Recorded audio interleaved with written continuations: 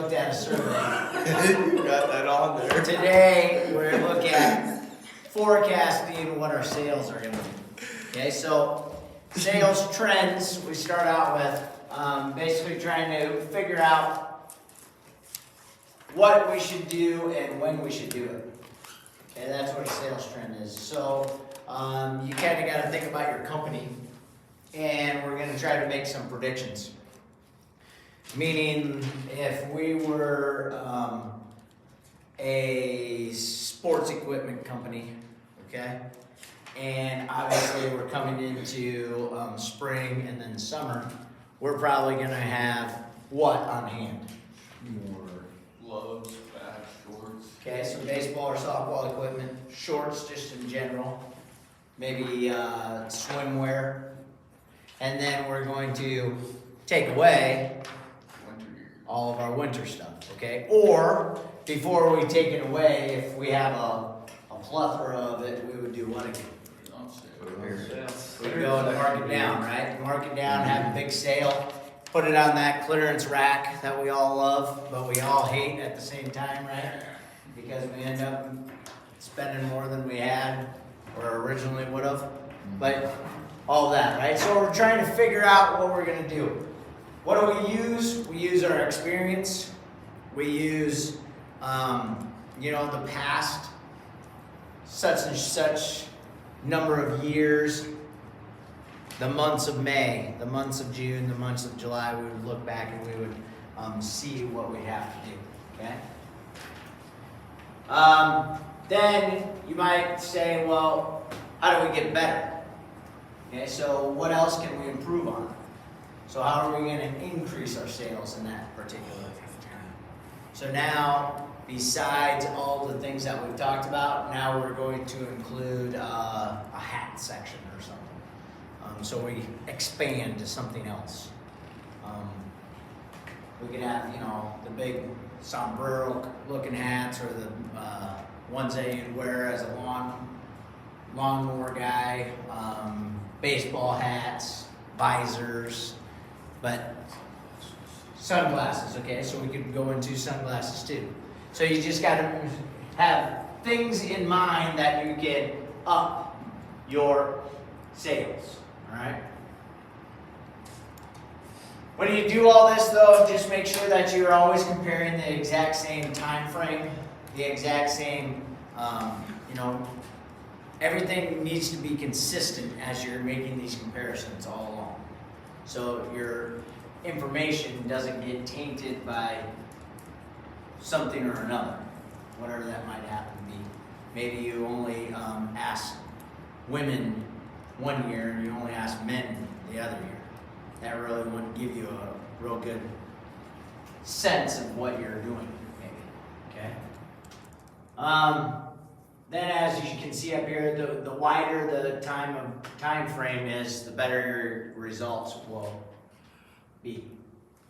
So then we're going to then forecast different methods. Forecasting methods. Besides sales trend, we could use market tests. Go back and do another survey again like we did. So we could have somebody either sitting there and trying to have people fill out that survey. How do we get people to actually fill out that survey at the store?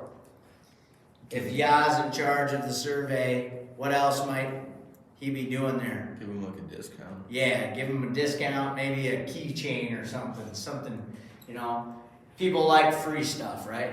Yeah. And so even if it's just something that they're really not wanting, way back when I did this, when I signed up for a credit card at Shields because I wanted a putter, so I got, I think, $100 off or whatever of my next one, okay?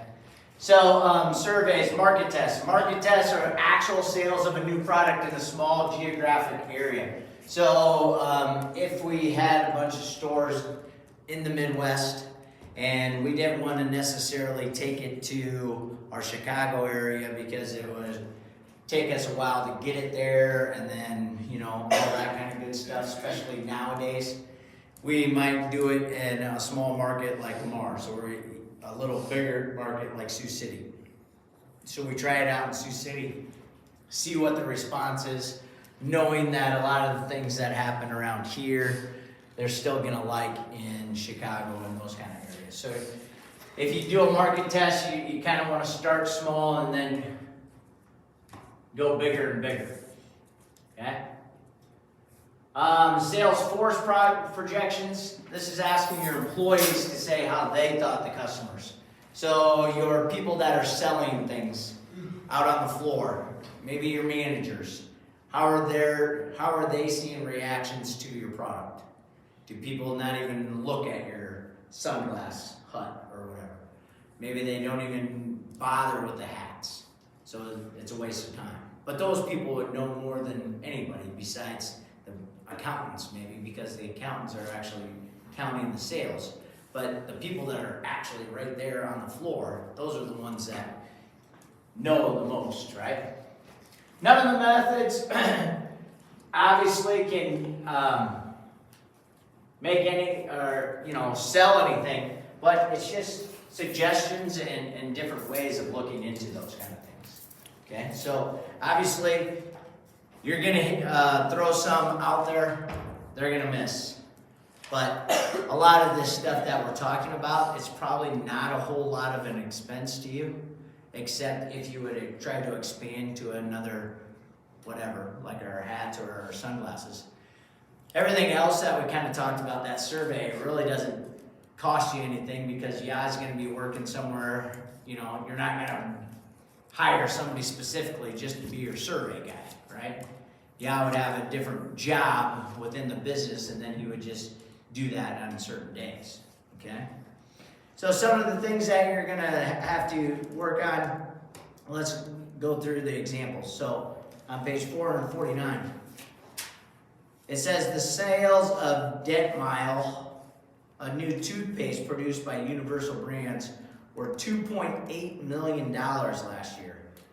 Based on Universal's historical pattern of a new product sales, Dentmile's sales are projected to be 2.5 times greater this year. So what is the projection for this year's sales? So basically all we're doing is what? We're multiplying, right? Okay. In letter B, last year's sales of an antivirus software package were 215,000 units to the business market and 98,000 units to the school market. Software sales to both markets are expected to increase by an average of 8% this year. What are the predicted total unit sales of the software to businesses and schools? So this one right here is kind of, kind of weird wording, I guess, to me. So does it mean that we're going to do 8% total, or is it 8% each? What do you think? Total. Okay, but it's a total of 8%, but it's to everything, right? Yeah. So the first thing that we're going to do is add up the total number of units. It doesn't matter if it's a business or a school or whatever. Okay, so you would take your 215,000 and add it to 98,000, and then take your 8%. After you take 8% of that, what do you have to do with that number? When it says, what are the predicted total unit sales? What do I do after I take my 8% of my total number? You have to add it back to the total. You got to add it back, okay? Because that's going to tell you the grand total, all right? Turn the page. So the first part is just basically you trying to figure out what your new goal is or what your projections are. In letter C, sales of House Glow dish soap increased by 2.5% in a test market due to a new bottle color. Okay. Total sales in all markets are now $16.1 million. House Glow plans to change the color permanently and predicts total sales to increase by the same percent as the test market. By what amount are the sales predicted to increase, and what are the total predicted sales once the color change is? So, how do I find what is my predicted increase? 402,875. So you did 16 million times the 2.5%, right? And then to find the total predicted sales, I just add those two things back together. Now, what do you think about this? Do you think the color of the bottle had a big deal to it? Obviously, it had some effect, right? Yeah. But if you change that, is that going to be the mass amount of increase that these people are planning on? What do you think? Probably not, because it'll just get old. after Okay. a while. So, what's a thought process that might go along with this, but kind of go down a different road? Kind of like, you know, some of them have like, they do like, on the kids soap bottles, you have like an Avenger, you have like Iron Man, you got Captain America. Okay. Or they're like a specific, like if a big movie came out, Okay? put that on there, make like a limited edition, so everyone can Perfect. buy it. Yeah, limited edition for a couple months, take it out, and then bring it back a couple. Okay, so what's the problem with doing that? Cost money. What? Cost money. It costs money to do that, right? So when we put our Iron Man on there for 2 months, like you said, it's perfect thing to do. But then we have to go back and switch it out, right? So we're gonna have a cost of remaking the plastic or whatever that's got to go onto that or whatever. So this is one of those things that you got to think about. Is it worth that, right? I don't know. And is the new color, or do we have multiple colors and they get to kind of pick and choose what their favorite color is? You know, that's another thing that you could think of. All right. How about D? Sales staff of an office products dealer expects to sell 31 more copiers next year than this year. This year they sold 176 copies at an average price of $16,000. Assuming the sales projections are correct and the average price will remain the same, what is the total projected copier sales next year in dollars? So we're going to take the 176 and what? I drew 31. Add 31 to it, and then we do what? Yeah, so 16,000 times basically 200, right? So roughly 3.2 million, but it'd have been more just because I didn't include all the numbers. So nothing real extravagant in this section. It's just kind of showing you, hey, how do I make that projection? What do I need to do to carry out and achieve that projection? And is it doable? This, like our time frame right now, where we're at, is a lot of this probably happening in companies? Probably not, right? Especially with the expansions and those kind of things.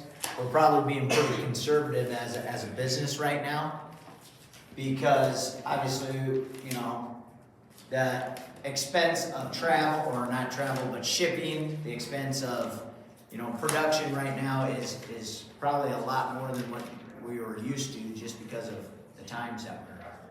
And then you never know with, you know, the war and everything going on, if that's also going to affect it a little bit.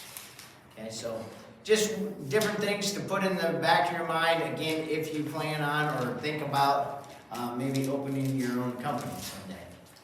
All right, or if you're a part of some company and they come and ask you for certain things that you think they could do.